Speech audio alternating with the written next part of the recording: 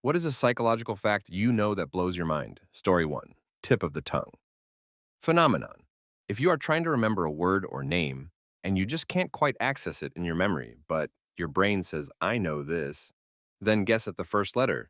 The odds are very good that you already correctly remember the first letter, even if you can't think of the rest of the word. Story 2. There's this whole thing that men and women face each other differently. When women face and speak to each other, they speak heart to heart, like this. When men face each other, they stand slanted like this. Men go pretty far with this. Guys will talk about their problems where you both face forward. They also tend to enjoy spending time with each other, doing things where they don't face each other, watch sports, play video games, etc. This is pretty useful to know as a woman because you can make yourself more disarming by consciously approaching men with your body turned slightly away from them. It's mostly in business settings, like you should approach your boss, if he's male, with a bit of a slant. It's a handy trick that can give you a very slight edge. Interestingly enough, men are the only ones sensitive to this.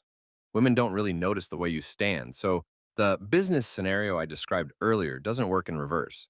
If you're approaching a female boss, it makes no difference how you face. Story 3.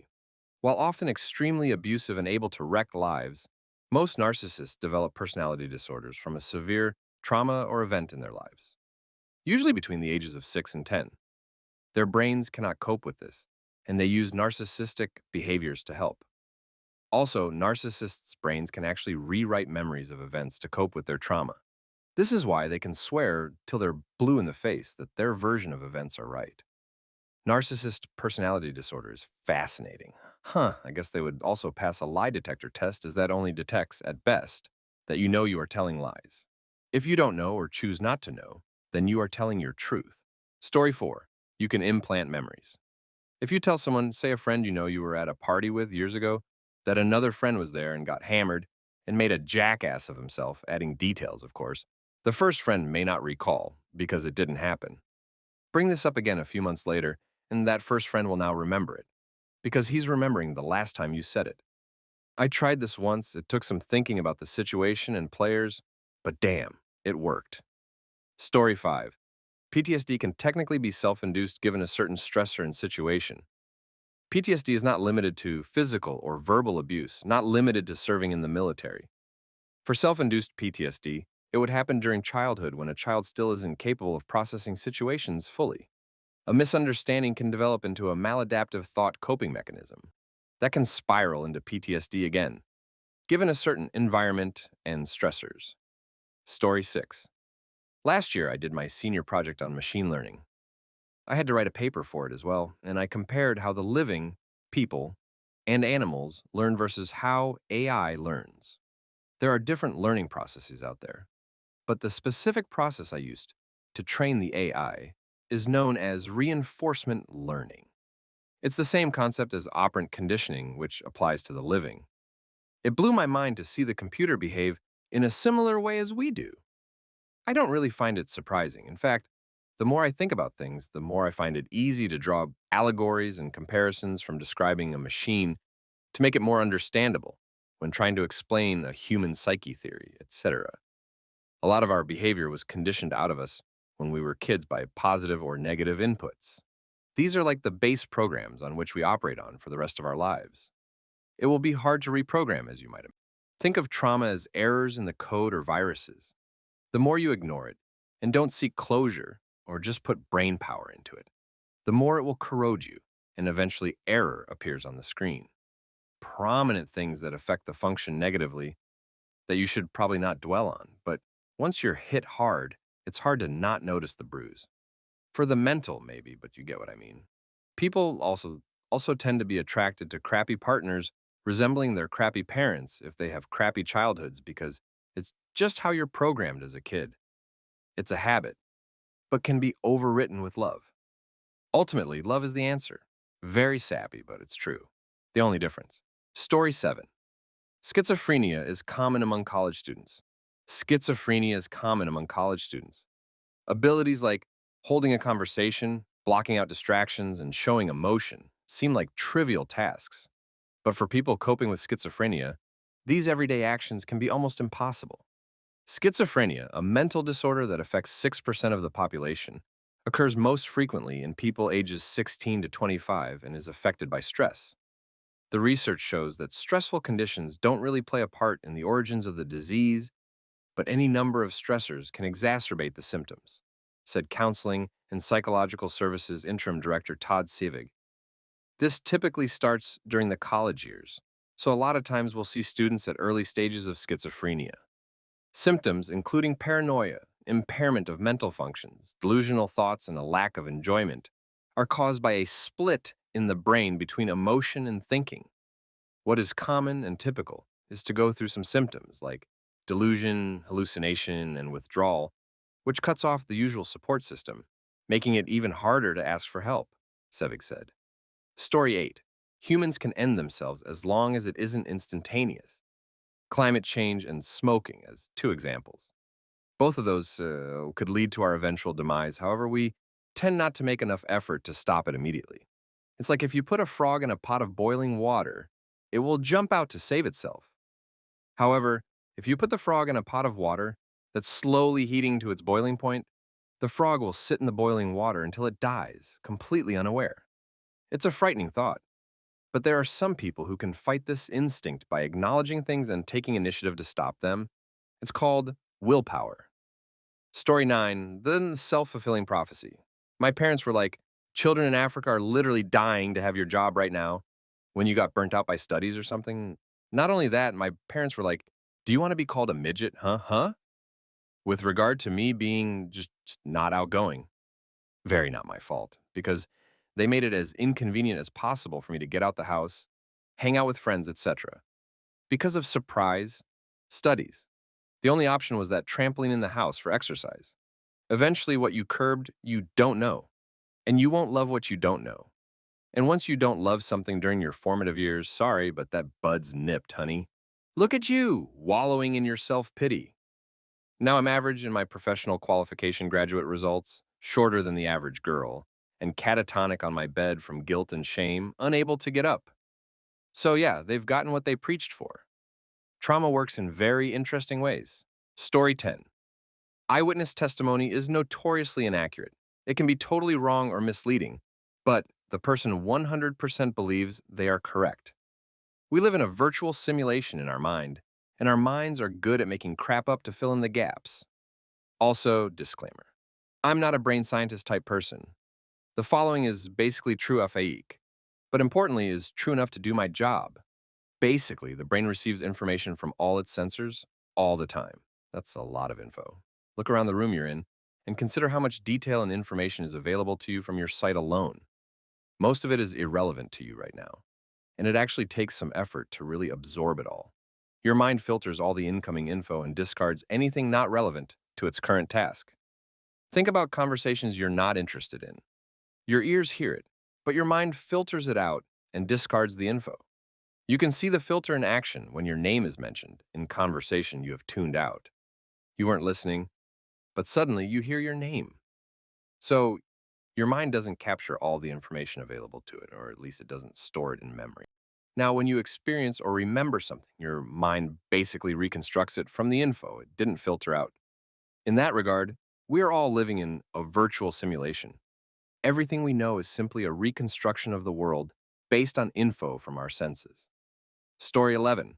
Getting my bachelor's in psychology by the end of the year, and I have two theories that I just find absolutely interesting. Terror management theory. In summary, in short, the terror management theory, or for short, TMT, touches base on a type of defensive human thinking and behavior that stems from an awareness and fear of death. According to TMT, death anxiety drives people to adopt worldviews, culture, and belief systems such as religion that protect their sense of self-esteem, worthiness, and sustainability, and allow them to believe that they play an important role in a meaningful world. Self-handicap. Theory, great video that explains it. In summary, it is a mental strategy we use to avoid effort in the hopes of keeping potential failure from hurting our self-esteem. Story 12. Split brain syndrome. The procedure that causes the syndrome is called the corpus callosotomy. It's used on patients who experience extreme cases of epilepsy. It pretty much consists of cutting through the corpus callosum, part that connects the two sides of the brain, in an attempt to limit the spread of epileptic activity through both sides of the brain. When the corpus callosum is severed to a certain degree, each side of the brain creates separate perceptions and impulses, which creates certain dilemmas. For example, you could be picking up something with one hand, and in the other, you can throw the thing to the ground without really realizing it, almost like it's controlling itself. Like you have two fully functioning brains. Story 13. People naturally like to mimic each other to fit in. When standing in a group of people, try crossing your arms or putting your hands in your pockets and see how many people copy you. This is so accurate. There are so many times when I eat out with my friends and everyone sits silently on their phones for a good 10 minutes or so. I eventually feel obligated to pull out my phone too, so I don't look like the only person sitting there with no one to talk to, since everyone else is preoccupied with their phones. Story 14. Psychopathy and psychosis are two very, very different things, and you should never mix up the two. Psychopathy is a personality disorder characterized by antisocial behavior and a lack of empathy and remorse. Psychosis is an abnormal condition of the mind that involves a loss of contact with reality.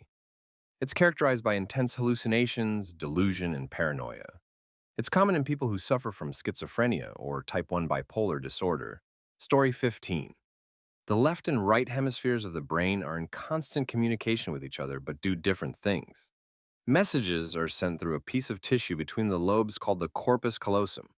When the corpus callosum is cut, sometimes to treat epilepsy, people can function, but their abilities are affected as the lobes can no longer communicate. People can recognize a picture of an object but not name them, or they can read the name of an object but not visualize it, etc. Story 16.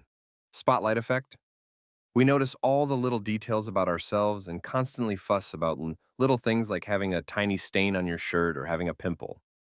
We think everyone notices that all our mistakes and imperfections. Literally, no one cares or notices. We think the spotlight is on us. The only person shining the spotlight on you is yourself. That little thing you're worrying about, no one else even noticed. Story 17, this one is obviously controversial, but the Dunning-Kruger effect. It basically says that the dumber you are, the more convinced you are that you're actually really great. There's been some speculation that it's largely the reason why, until a certain point, dumb people tend to do much better in the dating world than smart people, since they're naturally much more confident in themselves. There's been some speculation that it's largely the reason why, until a certain point, dumb people tend to do much better in the dating world than smart people, since they're naturally much more confident in themselves. Well, there's confidence, and then there's the statistical probability of two confident dumbasses finding each other. From a sheer percentage of the population perspective, the ratio is staggering. Story 18. I think it's a very common misconception of what OCD actually is. People throw that term around way too much. They think they are OCD because they try to organize their closet all the time or wash their hands every hour. The reality is that it is a crippling disorder where the afflicted obsess over terrible thoughts, like killing one of their family members, and they can't get the thought out of their mind. Story 19. I study psychology at my local university. Emotions can be triggered without conscious awareness. Studies have shown that you can flash scary or threatening pictures for a few milliseconds and still see a physiological response without any awareness. Lesions in the brain in the region in charge of emotions make people pathologically indecisive. There are different types of memory. Semantic memory refers to memory of abstract concepts. Episodic memory is about specific events, and procedural memory is about your physical movement and emotions. Damage to certain regions that manage memory can create deficits in different types of memory. Korsakoff syndrome can trigger loss in episodic and semantic memory, but not procedural memory. Story 20. This is going to be a very unpopular opinion, but weed can contribute to the development of schizophrenia. I say this is a psychological fact because it relates to the psyche. If a user of this drug, yes, I type drug, is predisposed to schizophrenia, it is possible to develop schizophrenia due to prolonged usage. That being said, the chances of this happening are actually minimal. Another fun fact I learned in behavioral psych in undergrad, it is possible to OD on a drug just from being in a different environment. Example, you could be totally fine with taking 50 cc's or heroin, I don't do heroin obviously, in your living room while watching Teen Titans and get that oh so desirable high that you need at the end of a long workday. But if you take that same amount in a public playground at midnight, it is possible to overdose. The reasoning for this is your body becomes accustomed to taking that drug in that specific environment, that your body already knows that the stimulus heroin is about to be present, and it starts taking measures to make sure it has everything it needs to get that drug out of your system before you even take it. When you change the environment, but keep the original stimulus, your body doesn't have the same antecedent event to signal that you're about to do heroin. Because of this, it doesn't have everything it needs to prepare, and thus, the possibility of OD exists. Story 21. Here's something I can remember off the top of my head. The majority of these I've read from various sources, books, or the internet. Approach these with a healthy dose of skepticism, because I haven't put all of these into practice myself. Make it a point to remember people's names and drop it out loud to them in conversation. People love hearing their own names, and it makes you more personable. Bonus points if you actually are personable. The trick is and to be mindful of the 3-second window upon hearing their name that you have to retain it. Make up an imaginary connection that links their name to your memory. The more bizarre, the better, because that way you'll remember it. For example, if his name is Peter, imagine him decked out in a green feathered cap and tights like Disney Peter Pan. The more you add to the fantasy, like him prancing up trying to fly, the easier it is to recall it the next time you see him. If you're trying to negotiate with someone, rather than constantly push forward your side, stop talking. People hate silence and will do what they can to fill it, and in doing so, they can be more likely to sway towards your favor. The Ben Franklin effect states that by asking someone to do a favor for you, it makes it more likely they'll do you another favor in the future than if it was you giving the initial favor. Sounds strange, but it brings to mind the mindset behind the main character in the novel Choke. Darren Brown incorporates a facial tic of frequent tiny nods of the head while he talks to people. The idea is for people to mirror the nodding and become more susceptible to whatever he's saying. If you want to make someone feel uneasy, glance at the center of their forehead every so often. But why would you want to do such a thing, you big meanie? Story 22. People are not computer programs with well-defined behavior with known bugs. Everyone is different. And many weird tricks to read people or manipulate them in some way are just the result of people that don't know the subject reading some detail of a study, misunderstanding it and making wild extrapolations from it. There is no Pinocchio effect to know if people are lying. There is no secret to getting people to buy whatever you're selling them. And you can't just make conclusions about someone based on random facts about their childhood or life experiences. Story 23. Human beings are not very rational. When you have to make a decision, your brain doesn't wait to consciously analyze the relevant facts. It makes an almost instantaneous snap decision based on personal beliefs and prior experience. Once that decision is made, it will then organize a few logical justifications for that decision based on evidence that supports the decision, even if it means ignoring facts that do not support it. The stronger your personal beliefs, the easier it is to accidentally ignore relevant facts. Interestingly enough, smart people are actually more susceptible to this effect because their intelligence allows them to form very solid arguments to support their position, making it much more difficult to pin down flaws in their justification. The brain works this way because every day you make countless minor, easy decisions. If you had to stop to rigorously analyze every single one, you would never get anything done. This means that decisions that deserve more careful analysis and kind of get lost in the shuffle. Luckily, it's not impossible to be relatively unbiased. You just have to make an effort with each important decision to realize you might have jumped to conclusions and admit that you could be wrong. Story 24. Many cases of motion sickness and allergies to certain foods are not actually caused by the motion or the food. The cause of the sickness can be something completely different, but if the brain associates the sickness with car travel, for example, it can manifest into motion sickness. My psych lecturer once told the example of a friend who was eating with a group at a restaurant. The person had something very common, like spaghetti, as their main dish was decoded to the repeat, try tofu ice cream for dessert. The person became violent later. And on a few subsequent occasions, when the person ate tofu ice cream, they again became ill. It later came to light that other people who had eaten the spaghetti on the purification night had also become ill. So the spaghetti was obviously the cause of the illness, but the person's brain had associated it with the tofu ice cream, which was something new. It's common for motion sickness to have a similar initial cause. Story 25, the Myers-Briggs personality types are garbage. Everybody seems to love this particular piece of horoscope-esque pop psych crap, and I can't stand it. No, you're not going to act this way or like this person because you're a goddamn ISFJ. This is not how personality works. Anyone looking to understand personality and understand themselves should look to the Big Five or Costa and McRae's five-factor model, at least for now. That's the best personality test we have at the moment. So, A. Myers-Briggs is a test the personality types were developed by Jung. B. Just because PPL who don't understand the topic got their hands on it and are using it wrong doesn't mean it's wrong. C. Personality has very little influence on relationships. It is about shared interest, extremely brief. D. Big Five has flaws, so should you throw it out too? Story 26. You actually can't multitask. I know it's popular to think that you are multitasking, but the research is clear that people actually can't multitask, with one specific exception. One thing at a time. For many years, that the psychology research has shown that people can only attend to one task at a time. Let me be even more specific. The research shows that people can attend to only one cognitive task at a time. You can only be thinking about one thing at a time. You can only be conducting one mental activity at a time. So you can be talking or you can be reading.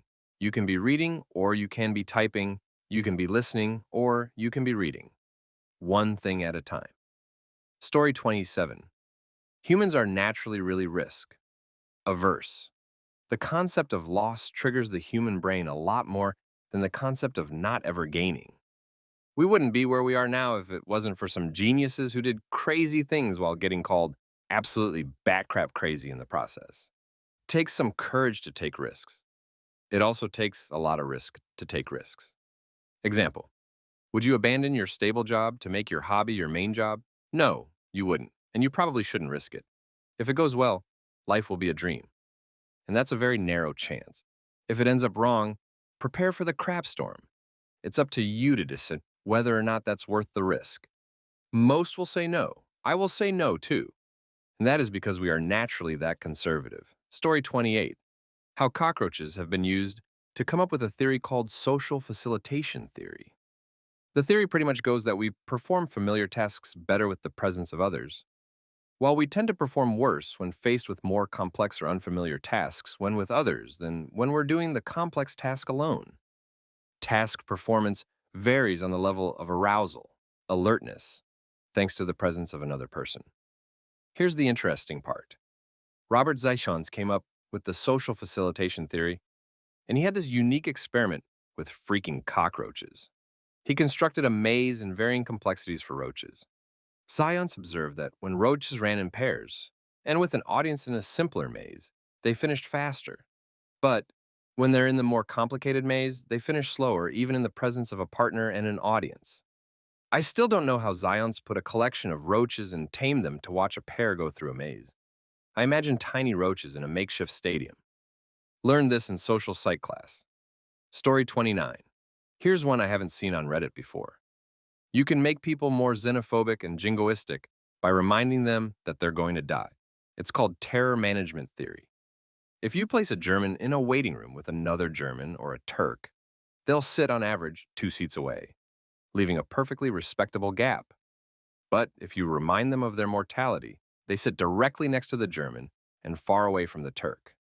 This has been replicated in numerous cultures all over the world.